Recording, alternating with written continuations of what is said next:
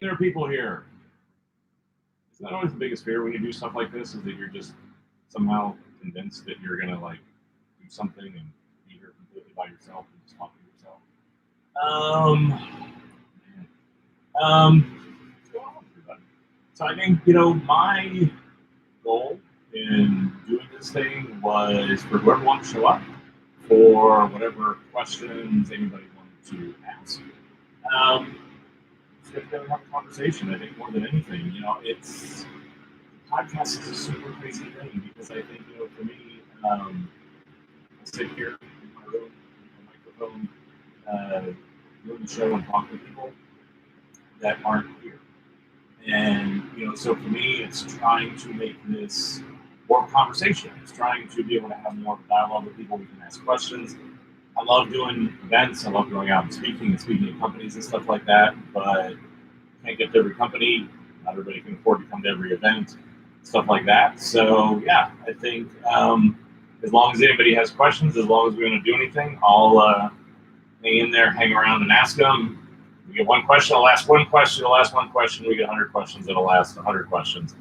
But I guess we'll get started from there. So yeah, I think any questions, anything you want to talk about, we can throw it in the chat. And just so you guys know, I'm trying a couple things out, right? Like I want to try doing YouTube Live, see how this goes. I'm thinking about also maybe doing this as more of like a private Zoom discussion. Because the whole, like, you can see me, I can't see you, we can't really talk thing. Interesting, not the best. So I'm also trying to figure out, like, do I want to do, like, again, just like basically a private invitation Zoom for 10, 15, probably no more than 20 people, pick a topic, get together, and talk about that stuff. Just because I think, again, the conversation I tend to like better than this format of just sort of talking at people. I don't know, maybe we'll do both, maybe we'll do some of it, all of it, none of it. But Kevin, it's nice to see you as always. Yeah, I think that the Zoom chat structure, I think I'm liking a lot more because especially when you pick a topic like Emmys are great, and we may sprinkle those in like once a quarter or something like that. But I think doing that a little bit more often. But Kevin, thank you for this AMA. When you're brought in to speak with companies, what's the most common obstacle that you see? It's funny because I've sort of got a deck that I've put together. And whenever I go in and start to work with a company, I always use the same deck. And the funny part is, no matter where I go, no matter how big the company is, no matter what it is, I think everybody's convinced that like I'm psychic because, I think that a lot of companies have really similar issues. The biggest ones usually are one, trust. Because I think more than anything, like a corporate structure and creativity and innovation rarely coexist well together. Because there's just a lot of fundamental things that are required for creativity to really work that don't tend to work terribly well for if you're going to try to be creative. Trust is a big one. And so I think, for me to go in, I did an episode on that, but to kind of get people to understand that there are two types of trust, and practical and emotional trust. And that just practical trust of like, I trust people to do their job is not going to lead to any innovation. It's not going to lead to any creativity. It's not going to lead to really much of anything, but everybody's showing up for a paycheck, right? And I think there's a big one there. I think a lot of it is whenever I work with design teams to get them to understand what their value is. There's a team today who I was talking to who wants to sort of go through and impact more people and scale design and do all this stuff by basically going and telling people they should value design. Nobody wants to listen to that shit. Like, product won't listen to it, technology won't listen to it. I think, so it's getting them to see that the value of what we do is in creativity. Everyone is creative. Everybody can be creative. Almost nobody, can design inside of an organization. And in many cases, I would argue most companies don't value design. I think, if they see it as an execution, right? This is the make it pretty thing.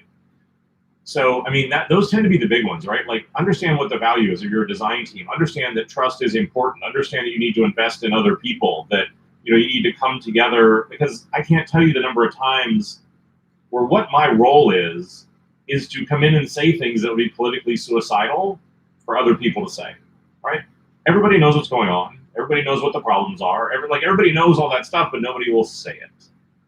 And as a result, everybody just sort of walks around pissed off, not working, frustrated, all that kind of stuff. And so I think, for me, it's just that ability to sort of be part interventionist, part therapist, part I don't know what, just somebody who can come in and try to help them see what's important. And I think in many cases it's hard for companies because what I'm talking about and preaching about is that people matter. People aren't resources. Creativity is not a resource, right? It's a process. It's a thing. It's personal. And you need to care about people. Harder, more work. So again, I think that's probably the biggest thing that I get brought in for is to do that. And that's companies of all sizes. Like you name some of the biggest ones you probably love. I've done that too, to really small ones and in between. Because they just aren't sure how to do it, because that's the thing is it's not, you follow these 3 steps and then something magical happens. But yeah, I think for me it's also spending a lot of time with companies. Just like I love to walk around. I love to see what the culture is like. I like to see what's on people's desks. Because I just think the work is the truth. You look at the work and you can see, are people happy? You look at the work, you can see, are they connected? Do they trust each other? It's that expression, because I think so many companies also just get it wrong, right? Where it's like, oh, if we increase our velocity or we do more work, people will be happier, the culture will get better. No, it won't. Like that's the thing. It's just you have more productive, frustrated people. So that's why I said I think it's definitely an interesting time for this, because that's why I said I think everybody, they know that they want and need creativity, but they really struggle with how the hell do they do it. So I think that's kind of where I come in. But I don't know, who else has got something. Like I said, it can be absolutely anything who's kind of on their mind or something that they want to ask, or everybody's just showing up to see what everybody else asks. But it does look like, at least from the 2 reactions from Kevin and Chris, that I think maybe on the next one we may try out that Zoom format. Because I think that one we can have a conversation. May definitely be the way to go. But I don't know what else is on. Decides to get a drink. What's on anybody else's mind? Oh, come on. I can see 5 of you are out there. Somebody's got to have some thing they want to ask about. Hopefully. If not, this would be a great 10-minute live stream. Woo.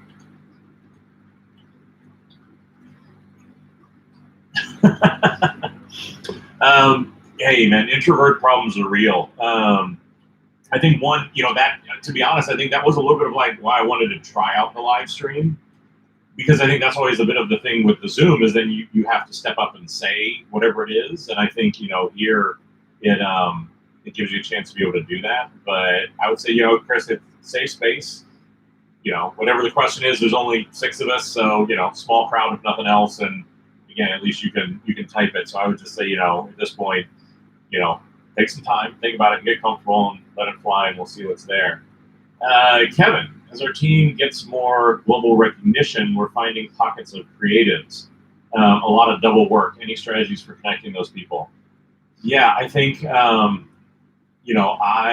that's a big one. I think, where I was at City and at Starwood and things like that, as we started to get success and started to branch out, it was just like you just started finding them everywhere. And, they started to really sort of just pop up and a lot of those different things. The strategies that I have for doing that, especially whenever you have separate teams that tend to be working on separate roadmaps or things like that, think about it. I would, joke or not, I always thought about it like a circus. And if I have to be the ringmaster of that, then what are the things that hold up the tent? Because, what I'm going to be looking for are what are the things that we all can rally around. And I used to describe them as tent poles. Tent poles are going to be things like your design system. So how do we make sure that even though we work separately, the work looks the same? Because that's a big one. When I go and work with a lot of companies, I can tell you that, different button colors, they'll describe the exact same product separate ways. They don't have a source of truth for how their work looks, sounds, acts, to be able to do that. So that's a big one, right? So make sure there's some sort of consistency between the work. Make sure there's some sort of methodology consistency, right? Do you work in similar ways? So how do you take in the work? How long does it take? How do you spec it? Do some of those things so that you're consistent, because the problem is, especially as you grow or people start to become aware of separate teams, that inconsistency will kill you. Because if another one of those teams will do it, and half the time that your team will, they will come back and beat your team to death with the fact that, oh, well, this other team over here will do it faster. So find some consistency there. And then a lot of it for me, the third tentpole that I always have is just, as a design team, what do you believe?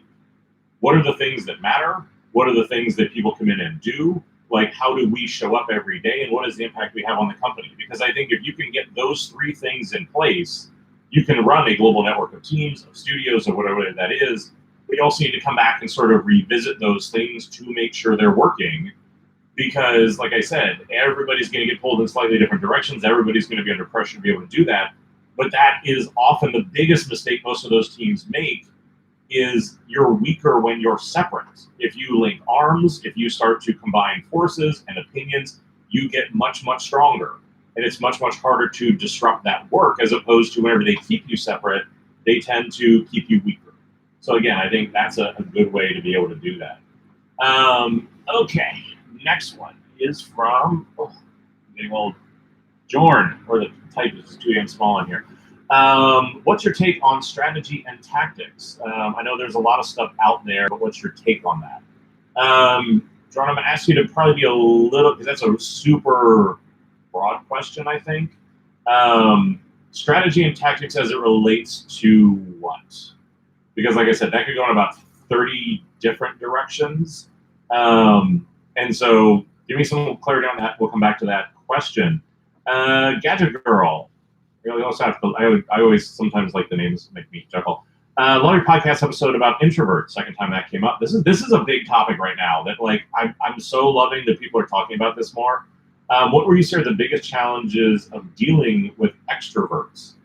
I think the biggest challenge in dealing with extroverts, and I think this is where my thinking was wrong for a really long time.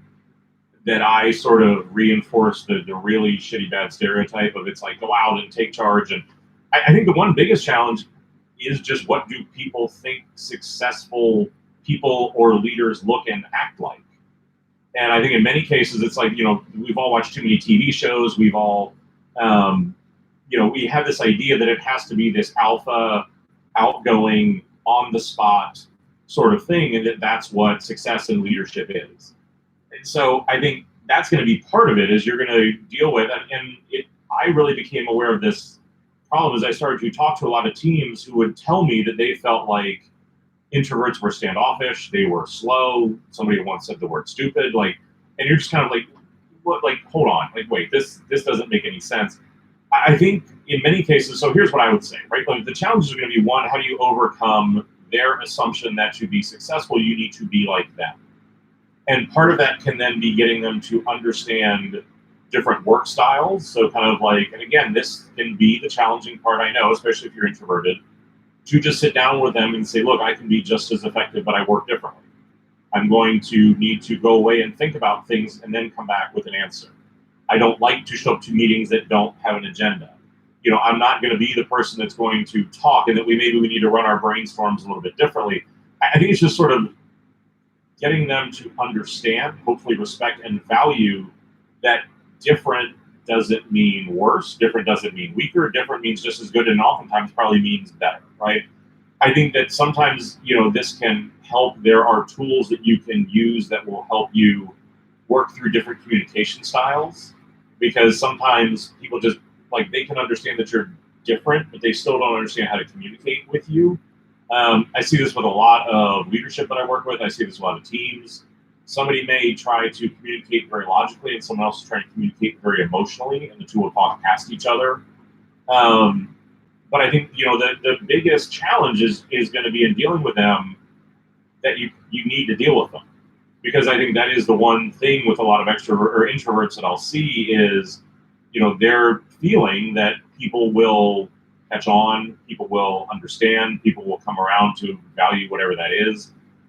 I think unfortunately that's probably giving people a little bit too much credit, because in a lot of cases, people, because of cognitive bias and things like that, think that everybody sees the world the way that they do, and that they work the way that they do, and it's just not the case. And sort of getting people to get over themselves can be challenging. But like I said, I think that there are a few tools that might be able to help with that around communication style or things like that, or mean, a super simple one for me, and then I'll kind of move on from that one is don't underestimate the power of lunch. Because I think in a lot of cases, the tension comes whenever we need to have a work conversation or have in a work setting, right? We're in a room full of people, and now I need to feel like I need to speak up, and that gets very, very uncomfortable. And sometimes what I think will help both sides is to change the context. Take somebody out to lunch, sit down over a sandwich or over a meal, like make it more personal. And I think in many cases, both sides will often find it as an easier way to be able to start talking with each other, just about them being people. And that by doing that, then you can start to get into the tougher subjects, help share your perspective, help do things like that. But I think, that's the challenge is for many of us, we just keep wanting to try the same things in the same way and expect different results, which again is the textbook definition of insanity. So yeah, I think change the context, buy somebody lunch. That's what I said. That's usually my first step whenever I'm trying to work through a problem with somebody is that. And most of the time, it's amazing what will happen when you give somebody free food. So I don't know. We'll hopefully look if that doesn't work or something like that. Email me or reach out through social media or one of the channels, and I think we can have a more specific conversation if you want to offline. Because again, I know sometimes it gets a little weird to do it around other people, but if not, yeah, let me know how it goes. Because that's why I said it's like people are strange, playing accordingly, right? Like it's always a little bit tough with that, but yeah, we'll see where that goes. Who else? I think that was a couple. We had a spurt of good ones, a couple good ones, and then everybody got self-conscious again. So I don't know. Hit me up with whatever that is. Yeah, hashtag power of lunch. It would be fascinating to see that start trending and see what people think that is. But casual conversations are great. We regularly play a version of your Think Fast game that's to be successful in making our quieter creatives more vocal, especially in work-related brainstorms. Yeah, I mean, I think for those who don't know, the Think Fast game was one where it was one that I've done with a lot of teams and things like that, where basically there's 2 decks of cards. You get up in front of everybody, and you pick one card from each deck. The one deck has brands, big brands that you would know, Apple, Google, Tesla, things like that.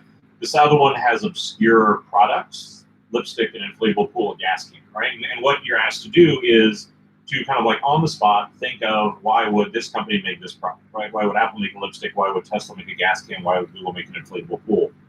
And you sort of have 1 minute to think and 2 minutes to pitch. I think that Kevin, to your point, I think it can be good. I think what I have discovered afterwards, and like I said, this is an evolution of my thinking, is that some of the introverts who have had to do it will grit their teeth and do it because of social pressure. But I think quietly just freak out and kind of need to go be alone or it's not the best for them on some of that stuff. So again, I think that it's it's sort of just having a conversation with everybody about how they feel about it or not making everybody go if they don't want to. Because like I said, I think there is that sort of line of, how do we be able to do that? But like I said, there's a look, and I'm trying to figure out how I want to rethink that game a little bit, just because, again, it does sort of put people very much on the spot, which, again, is a thing about introverts and social anxiety. But like I said, I think it is good for, and a lot of it goes to the team, and I think, for you, I'm guessing you're probably able to make this supportive and that they're able to be able to start to do that, because I think, for me, there's also what it was meant to do was to try to help people, because there's a wiring that I think we all struggle with, that we feel like we're going to make progress or we're going to get more confident if we just do the stuff that we've always done, right? And like, if I keep doing this, that's going to get me the recognition, the promotion, I'm going to do whatever it is. And again, that's just not true. That, where we're going to grow, where we're going to find progress, I think, is to put ourselves into situations that we're uncomfortable with, because our ability to deal with that and to find some success in that really then will drive our confidence that, we can do these things and be successful. So yeah, I think that was the intention of it. I think, done correctly, I think it still works really great. But that's why I said, I think it's being deliberate, having that conversation, because I think for a lot of people, it makes them a lot better. It does, kind of what you said, It instills that confidence. They can think on their feet more. It also is meant to help the team become more supportive of each other, of thinking out loud, of doing, because I'm a big believer that there should be parts of leadership that are not obvious. Because I think if I come in and say, do what I say because I said it, doesn't tend to work terribly well all the time. But again, if you're able to do it in more subtle ways, sometimes that can have a huge impact. Marta. Hi, Stephen. Thanks for taking the time to do an AMA. Super appreciative. Last week, I received feedback from an interview I did, and they mentioned that my response/thoughts were not very well structured. I'll stop there and just say the fact that you got any feedback seems to be miles ahead of what most companies do. I have a quite chaotic mind. I would say my mental design process is chaotic. I have some issues structuring ideas and thoughts, but always thought that was part of being a quote-unquote creative person. Do you have any thoughts on that topic? Any tips for how I can improve this for interviews, talking with stakeholders? So, yes, to all of that. Look, I think one, go back and thank whoever gave you feedback, right? Because I know for me, whenever I've interviewed, there's nothing worse than you go in and you do that interview and you just sort of get the letter from HR who's just kind of like, we're going another direction and no other feedback, right? The whole hiring process drives me stark raving crazy because it is so broken.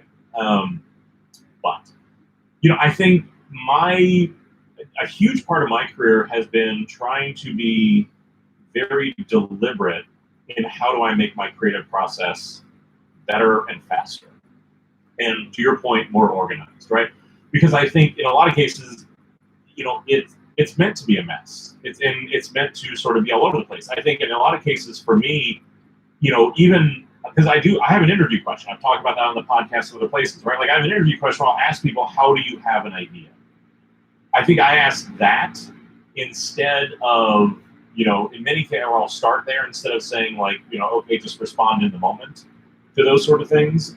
Because I also think if I'm going to give somebody a creative exercise, I'm going to judge them on the output, you're going to get at least an hour, if not more, because I know if you ask me a question, I may have a brilliant answer and I may have something where I have a complete dumpster fire and may need a minute to be able to do that, right? So, but a big part of my process has been being super deliberate about understanding my process and how do I get faster at it, how do I get better, how do I connect the dots faster.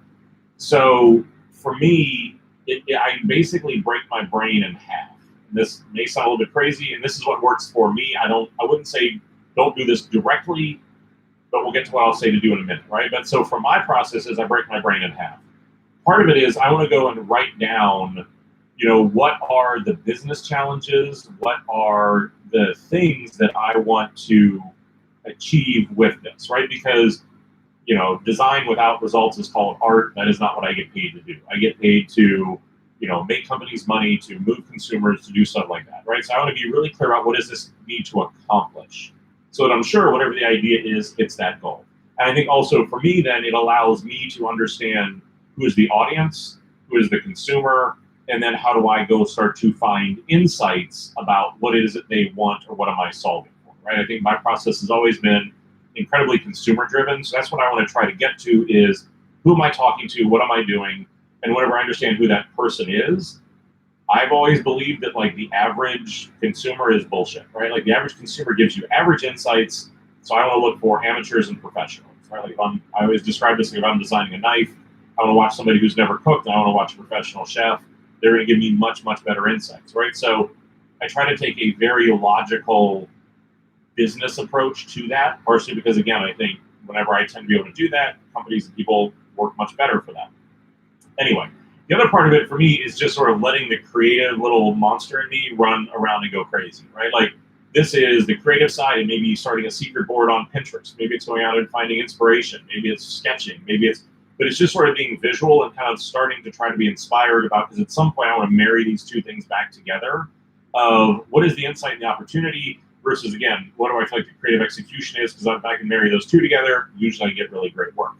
That is my process. I do not recommend that would necessarily be your process. Here is what I would say that you do, because this was the thing that I did. Start to just work on your self-awareness.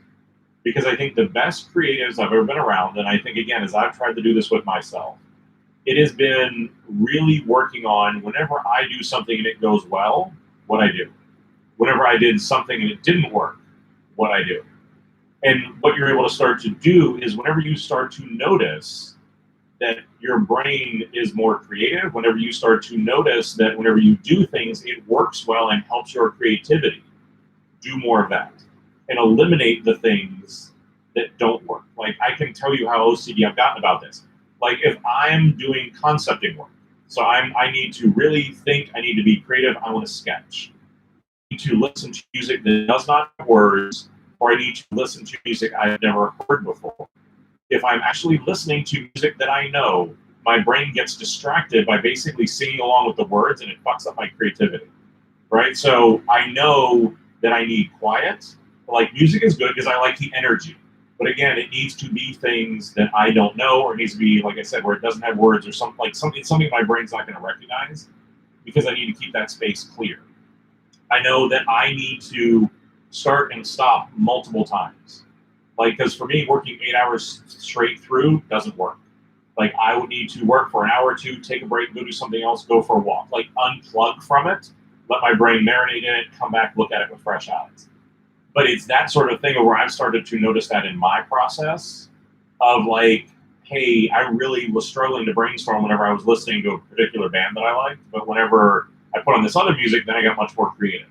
I try to be more creative in the morning. I've given up caffeine. Like, there's a lot of this stuff where for me, I really tried to tune into that.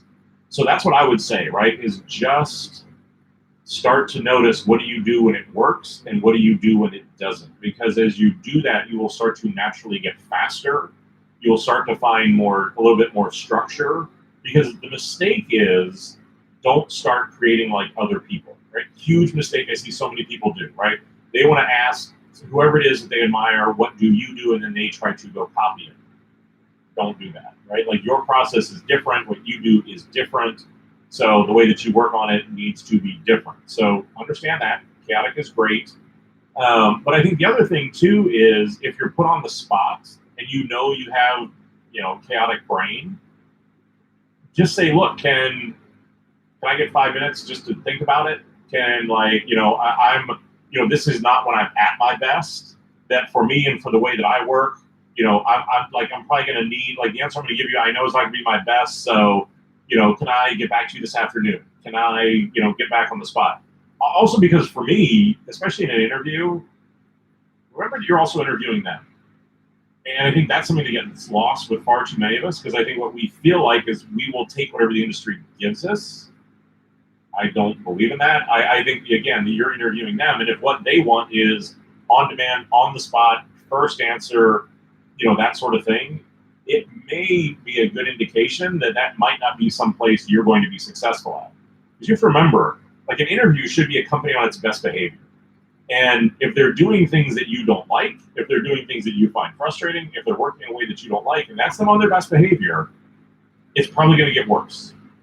And I know that that's a hard part of the interview process, because even whenever I do it, right? Like, you're just sort of standing, it's like a romantic comedy, right? You're just standing in front of everybody going, God, please, just somebody love me, right? Like, please just see the potential, see who I am, please, like me.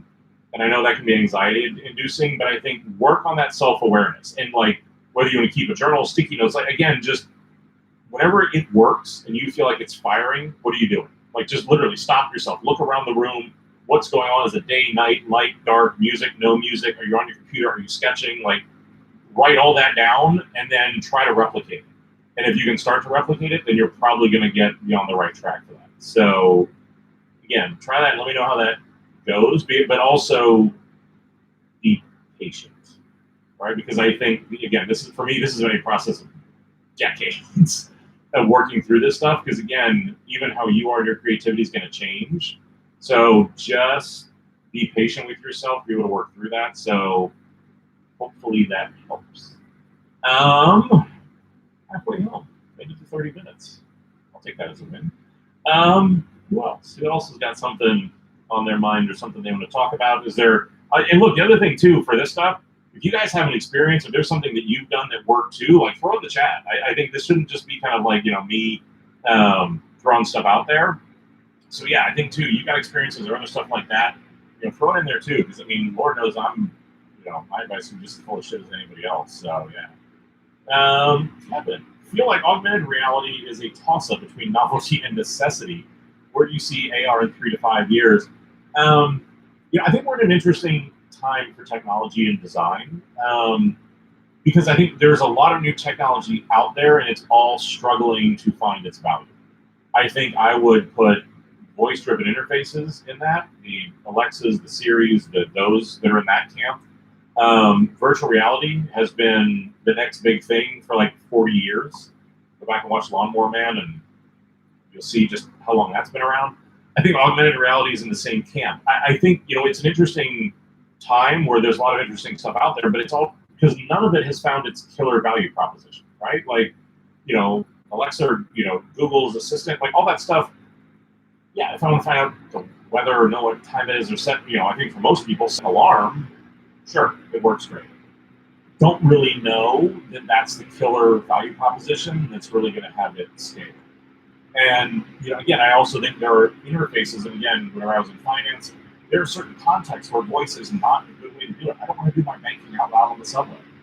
So here's my thing, right? Is I think as we look through that, I think for virtual reality, I think the Quest was a legitimate breakthrough on that front. I think if you look at the numbers and you look at what's going on there, with what Oculus is doing, I think I said that whenever I was at Oculus Connect, whenever it was debuted, that I felt like that piece of hardware was going to be a breakthrough for that. I think is that just being the first generation hardware, as that gets better, that's definitely going to improve. Voice is interesting because I think, as we couple it with machine learning and start to put it in cars and things like that, I think those applications, especially in auto, you started to see, now there is an Alexa Auto kind of like little clip-on thing you can do. You're starting to see that built in more. I think that those places feel like a much better value proposition. AR, whenever I talk with people about that, and I've talked with, again, I think Facebook is probably doing the leading work on that. I think Google is doing a lot of really good stuff there. Whenever you talk to the best people in the industry, I think they will tell you that probably we're realistically 5 years off. Because the technology still is getting there. I think the biggest thing that's going to unlock AR, VR, a lot of this stuff is going to be 5G. For me, I think the days of hardware leading the revolution, at least for this time, are kind of like not going to be it. I think 5G and being able to basically have high-speed internet anywhere unlocks AR, I think it's going to completely redefine mobile. I think, the ability for mobile to become even a more legitimate platform. Whenever I look at that, I think 5G is going to become the big next technology evolution that's really going to unlock a lot of stuff. And I think that will lead to AR and other things really coming into its own. There's still a question of the form factor. Again, a lot of people aren't crazy about walking around holding their phone up in front of people. You're in strange cities, they can get stolen. Again, like it's a strange way to be able to view the world. So again, I think, do we see potentially a case there for headsets or those sort of things? Maybe. I think we're starting to see Amazon has the connected glasses that have Alexa built in. Feels like that could be interesting. I mean, again, I think we saw the failure of Google Glass. Again, as somebody who worked on that, well, I launched one of the first apps on it, worked with Google on it. When it worked, it was really cool. But one, walking around with the camera stuck in the middle of your face, super bad social experiment. And the fact that people felt like they were missing out because they could, do those sort of things where they could know that you were seeing something, but they couldn't see what it is. So, I think for me, the jury's still out. I think a lot of it, and in many cases, it's going to be driven by consumer adoption. Because unless you were like whenever I was in hospitality, that was sort of a niche enough space that we could drive mobile check-in and keyless entry because we were at a place where, partnering with Apple also helped. But I think, that's where digital is going to get interesting. Because like I said, I think there's a lot of contenders, but it's really going to be what's the value proposition where your mom or your kids, can look at that value proposition and say, yeah, I really can see the value in that. Yeah, I think that's something that I really want. And sort of have that iPhone moment of here's this thing that I didn't know that I wanted, but yeah, I definitely want it and need that. Because I think whenever we start to get to that, and like I said, I think 5G is going to be the unlock on a lot of this to be able to free it up from home or Wi-Fi or that sort of stuff. But I think it's in a lot of cases where, 15 years ago, if you would have said where was technology going, you couldn't have seen the iPhone or the Ubers or the Airbnbs that came after it. And I think that that's what 5G is going to do, is because, we haven't sort of had that big breakthrough company in a while. And I think, with the 5Gs and with that stuff, I think one is all of a sudden that wave of startups is going to be under an interesting amount of pressure. But then it's also really going to come down to, what are the ones that we haven't seen? What are the ones that, we don't know are coming that are going to do that? So I think, look, super interesting time for that. I think, for me, definitely feeling that pull. Going to be a pretty interesting time soon to maybe jump back in on the product side and start to work on some of that stuff again, because, my history in driving that sort of innovation work is something I obviously love and have a bit of a knack for. So again, I think it's going to be super interesting. And I think, look, like, we should revisit this conversation in a year after you start to see the 5G rollout, because I think also I would expect, we're going to start to see the next generation of iPhones and stuff like that have that. And I think once, again, you get the hardware unlock, much like the Quest, then I think that's going to start to really drive it. But good questions. I'm liking this. Who else has something that's on their mind?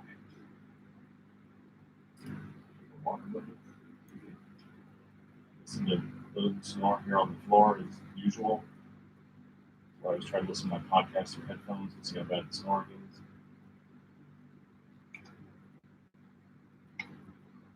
is. Anybody else? Is that it?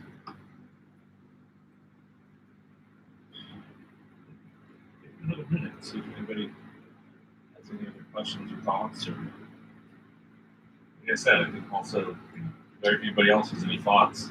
And again, I think this may be the argument for the Zoom thing, because again, I feel like this is just sort of like a live podcast. I'm just kind of talking to everybody else, as opposed to this being a conversation. But life is good. Oops, where is she? She's down there on the floor. She usually makes herself at home down there, or someplace around here. No, it's good. She's doing. Man, I got to laugh. That's one of the number one questions I get when I travel around the world now. Is how's you doing? No, it's good. I think, aside from whenever, especially I do video calls, I need to explain to people that I don't have a nasal disease or that there isn't something wrong with my microphone. There's just my two dogs in the bed next to me snoring. But no, it's good. It's always good to be home. I think that's always the tough part of being on the road, is how much that you miss out on. Joelle, welcome to the show. Welcome in. Glad to have you here. Always nice to. Fans to me are also just, especially the show, or like I said, I think that's why I want to kind of do more of this, because it's odd to me, I guess. I talked about that in the episode this week a little bit, where it's sort of like, I'm just sort of talk out to everybody and people listen to it and they feel like we're having a conversation. I'm just not a part of it. So yeah, I think it's always, it's always good to be able to do that. Christoph, I've always worked in smaller companies that are scrappy but aspirational, which is awesome, and I definitely miss that. That usually means I am I'm a one-man show, I'm guessing, that wears a lot of hats, exploration through development. So been there. I think there's a lot of people I talk to are in that position, right? So I feel like there's a lot to learn from larger creative groups, but afraid I will lose anonymity and control. Is it worth it to look for a larger company? I would say maybe. And again, I'll just be, if you guys know me, I'm always totally honest, right? I think for me, there's a sweet spot, right? I think being the one person army is just tough, right? It's tough to find respect. And I think more than anything, it's tough to grow, because that growth is it's dependent on you, right? You have to be the one who steps up. You have to be the one who pushes yourself. You have to study. There's not somebody else who is helping or pushing or guiding or coaching. So, that's what I said. I know a lot of people who do it very successfully, but they will invest very heavily in one or multiple mentors, usually outside of their company. And I think that is the challenge, right? So, I think you can do it. For me, I learned that, for me, like whenever I was at Starwood was the sweet spot for me, I think. Because like that was probably at our height, like a 15-person team. So it was enough that I could still contribute. It was enough that I could still be a part of it. Like we were really invested in each other. There were great personal relationships, right? Like that's what I love. And I saw when I got to City, that was what I lost, right? Because that team was so big. I don't know what it was. It was 100 or 2. Like if you had an agency, it was probably 200 plus people that were in my kind of like team whenever I was there. That was just too fucking big, right? Like I was too detached from the work. I was too disconnected from what I love, and it was too big, right? So look, I think that what I would say is maybe start slow, because like I said, I think there are advantages of being a one-person shop because you're the only one who's on the hook for that stuff, right? But I think especially as you go on in your career, it can be challenging. So, but feel it out. I mean, go and talk to people. Go and talk to that team. Understand what the role is.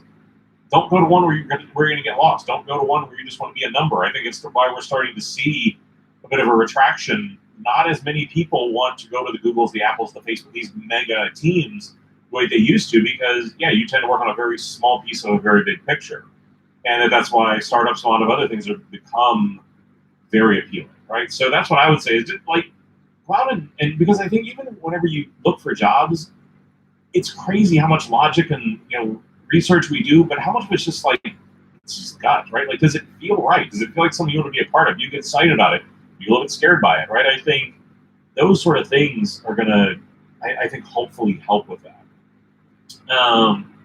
Joel or Joel, there's always like I'm Stephen or Stefan, depending on if I'm in Europe or not. I like your risk on innovation. It is frustrating to watch corporations struggle between reliability and validity. I mean, the one thing I'll say about innovation is the reason why most companies get it wrong is because it requires you to do a couple things that they don't like. One, it requires you to not know where you're going when you start, right? Like I recently had a CEO tell me that they wanted to have a proven innovative idea. Like, made my brain almost explode. But again, I think that ability to not know where you're going, super challenging. The ability to know that we're going to have to get it wrong as we do it, super challenging. Like whenever I was at Starwood, whenever the biggest change that we made was we stopped trying to change the entire company, right? So instead of like trying to do something that we shipped to 1,100 hotels, we just said, look, like the scale is wrong. So what we did was we started with 2 hotels, one in Harlem and one, not surprisingly, in Cupertino. The 2 turned into 10, the 10 turned into 25, which turned into 50, that turned into 100. But we let it earn its way, almost just like a startup, right? Like use less money, figure it out as you go, figure out what the problems are, and then once you get that right, then let it scale. I think also work on those things that like not everybody wants to, because I think also like a lot of innovation, like how do we take on the biggest, shiniest, like the thing that like everybody wants and loves and is the thing that everybody gives the most attention to? That is the thing with the most red tape. That is the thing that's going to have the most resistance. And that's the hard part with that. So yeah, I think innovation is a word that too many people use, like they know what the hell it means. Christoph, yeah, I feel like there's a lot to learn from larger creative groups and trade. Okay, sorry, went to that one. Marta, back to that. Every time I listen to your How Design live talk, it's like an adrenaline rush in my veins. How can I exist loudly being a junior, living in a city like London, where the market is quite saturated, with a lack of opportunities? I find it quite challenging. I get it, right? And I think for me, and it's interesting. So, and how this year is going to be sort of like part 2 of digging into that exist loudly concept more. I think last year was sort of set on every company is dysfunctional, every creative feels broken, let's discuss, right? I think I'm going to dig into a little bit more on the individual side this year. I've been working probably pretty strong for 2 or 3 months already. The talk isn't going to be until May. I'm bringing some good people to that this year. I'm going to dig into that a little bit more. I think, what I would say, my advice to you would be, especially being more junior, the exist loudly piece, I think, a little bit like what I said before, is how do you start to understand and then market how you are different? And I think especially as you're young in your career, that can sound incredibly easy, but be incredibly hard. But I think, the biggest mistake that I see most people make whenever I get their resume, whenever I get their portfolio, is here's where I went to school, here's where I work. That is not who you are, right? And I see it at people of all seniority levels where it's just like, or there's like some little summary that's just like a bunch of like corporate babble buzzword bullshit, right? Where it's like we use a lot of words and we don't say anything. But for me, the exist loudly part is to start to make peace with who you are, to get in touch with your creative process, to try and just go get a lot of things wrong. I think that's one of the things that I've come to really embrace. It's going to be one of the themes in the talk this year. People are only smart, genius, successful, whatever that is, in hindsight. You cannot look at my career and say, okay, whenever I started out, start in advertising, then leave that at a time when everybody thought in-house was where your career went to die, go to a hotel company, followed by a bank, followed by a SaaS company, and that is going to be the key. Like, then you're going to have a good career, right? Nobody would have said that. And again, even my time at Starwood or City or other things like that, even in Envision, I spent years in some cases. Again, like I was probably started for 3 years before anybody understood why I was there or what we were doing, right? Like, it's amazing when we hit that first Apple keynote, man, then all of a sudden, didn't everybody know all along that it was going to be successful and it was a great move, right? Like, bullshit. No, nobody said that. But I think that's the thing. Is just go out and try. This is the time, right? Go out and try that. Get out and do the interviews. Try crazy stuff. Like, do whatever those things are. Because in many cases, just candidly, as life goes on, marriage, kids, houses, debt, cars, things like that will start to take away some of those options and your ability to just be crazy. It is a time I long for many reasons, because like you could just do it and go see what happens. But I think that lack of opportunity, I definitely understand, and I think we are seeing that where there are a lot more jobs that are being added. But that's my thing, is I think that's why it's even more of a reason why we need to step up. We need to be louder. We need to be more unique. You need to set yourself apart from the pack. If you want to, open offer to anybody, right? Go to my site, send me your resume, send me a link to your book. I will look through it. I will give you feedback. But again, I think that's, for me, what that exists loudly is how do you feel that feeling without my talk? How are you doing that work that gets you that fired up? How do you sort of show up as you in a way that's going to give you that sort of thing every day? So, yeah, I think there's that sort of thing. From your great idea, but it didn't work for me. But when I make my own 20-day project, it worked because I didn't copy. Yeah, I think that's another one, Marta, that I would say too, is like, look, if your company and your job isn't giving you, Lord knows I used to do this, right? Isn't giving you the place to show off your work, go find a brand you want to go redesign. Go find an app that you hate. I know multiple people who have gotten jobs at Apple and other places because like they went out and redesigned iTunes. They went out and did something. Whenever people look at it, they're like, that is amazing. Because I think that, again, I'll give away a little bit of the ending. Like, the end of the How talk this year is going to be, how do you make exist loudly? How do you make yourself undeniable, right? How do you put yourself out there, put your talent out there in a way where everybody can see it and nobody doubts it?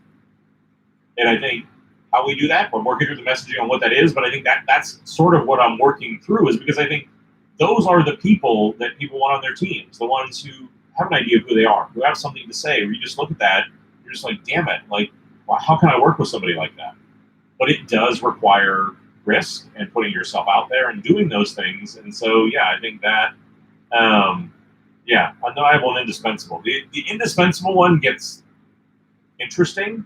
I think I'll say, look, I got laid off with my work running globally in an Apple commercial. So indispensable can be a fluid concept depending on what happens in the business. But I think that's that thing, is because I think for too many of us, the problem is we feel like if we do good work and we do what our boss tells us and we do those things, then praise, recognition, promotions, whatever it is, will come. Good work should count for more. Doing what people say should count for more. But that's the thing, is the people who get promoted, the people who stand out, the ones who people want to work with are the ones, again, this is what I always ask people to do. Who is your favorite artist? Who is your favorite musician? Who is the favorite, your author, whatever that is. I will almost guarantee you that whoever that person is got notoriety, or you notice them because they did something different. They didn't just sound like everybody else. Again, this is why that line I've used forever of like a cover band doesn't change the world comes from. Because I think that's the thing, right? Is, we all should be able to show up and do what that is, and get recognized for it, and that should be enough. I travel the world and have the role that I have because it's not. And it is frustrating. I mean, look, it happens in my career, it happens in my job, it happens in everybody else's, right? But I think that's that part of it, is, are we going to be limited by that opportunity, by that boss, by that company, by whatever that is, to be able to say, okay, look, I'm not getting the opportunity, I'm not getting what that is. If that's the case, go to war. This is how I think about it, right? Like, to go and take the paycheck, do your job, but know that your goal, your real job, is to get the hell out of there, to do work that is undeniable, to do something, to network, to show people you're thinking, to do something where you are not going to let the short-sighted leadership, the stubborn company ways, that bullshit corporate culture stop you from what it is you want to do, right? But that's the hard part for, because then it requires you to step up and to step in and to put in work that you don't know when it's going to pay off, right? Because I think for me, and this is why, again, I've done shows and I use this phrase like success is a choice. This is why I say that. Because I think for huge parts of my career, what I did was I invested in me. I invested in my process. I invested in understanding what this stuff was with no idea when the hell it was going to pay off.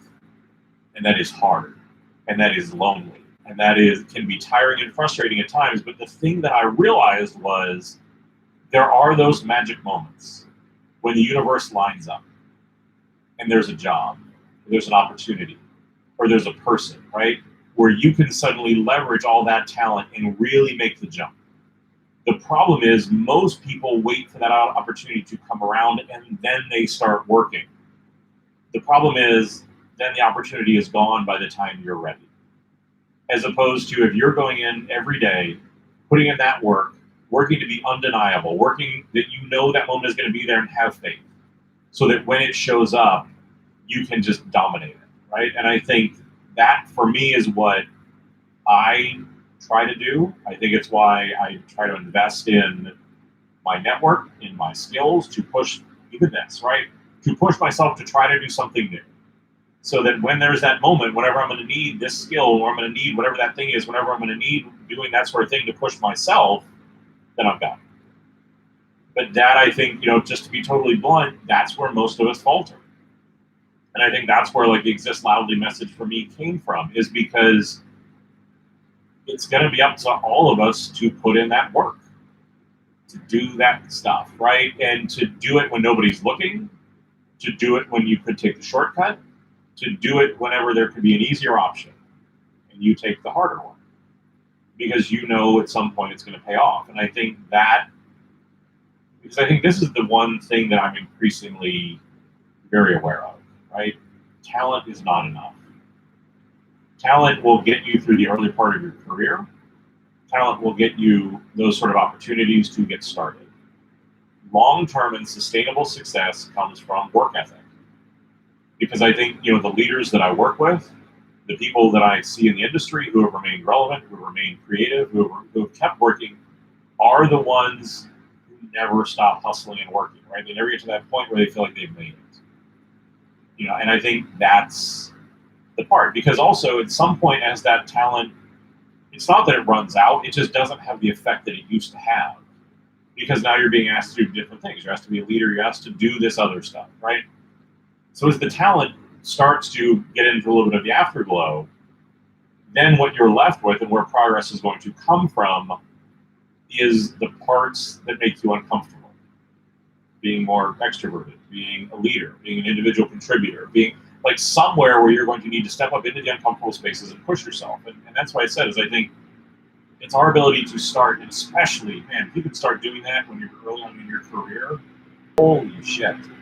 Because I can't, most of the people that I coach, are in their 40s or 50s, are in a place where they feel like they're stuck in their career. They don't know what they've done wrong. They don't know where to go. They don't like the idea of change. And again, I think, the ability to try to get them back on that track, to get them remotivated is a huge part of what I work on. But the ability to start to get those skills early on and to invest in that, and that's why I said it's hard and it's thankless. And sometimes you can just feel like, that's why I said, even for me, I made so many decisions that made sense to no one until they paid off, until that work paid off.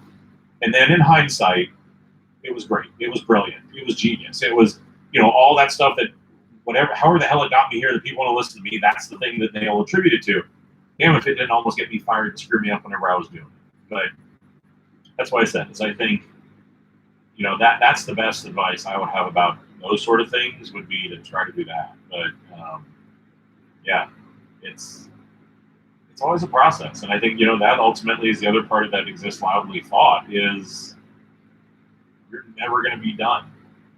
You're never going to be right. You're never going to, because who you are today is not who you're going to be in a year or 5 years or 10 years, right? Like who you're going to be is going to change. And so how you relate to yourself, how you push yourself, how you prioritize what you do is going to change. And so I think that's the other super hard part, is as soon as you feel like, okay, I'm coming over the hill, I'm finally get to coast for a little bit. It's just like, nope, there's a little flat spot and it goes up again. That's the hard part. But I don't know. We got a couple minutes left. We got 4 or 5 minutes left. I don't know. Anybody else have any thoughts on any of that? That was a super long rant. I'm going to go climb down off my soapbox after all that.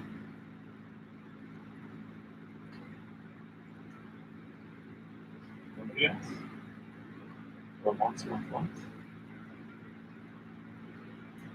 Yeah, amen. We're constantly becoming, we're constantly recalibrating.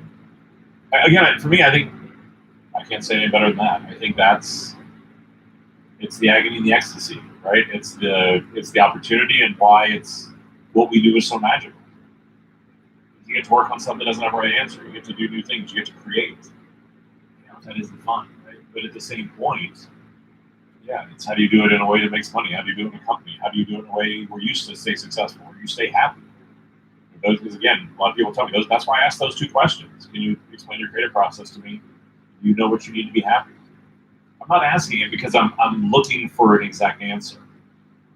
I'm asking it to see if anybody's even thought about it. Because I've had people come back 2 or 3 days later and tell me they don't know the answer to that. That really bothers them. But I think that's what it is that our version of that, revisiting that, becomes super important and super kind of challenging as we go through everything. But I don't know.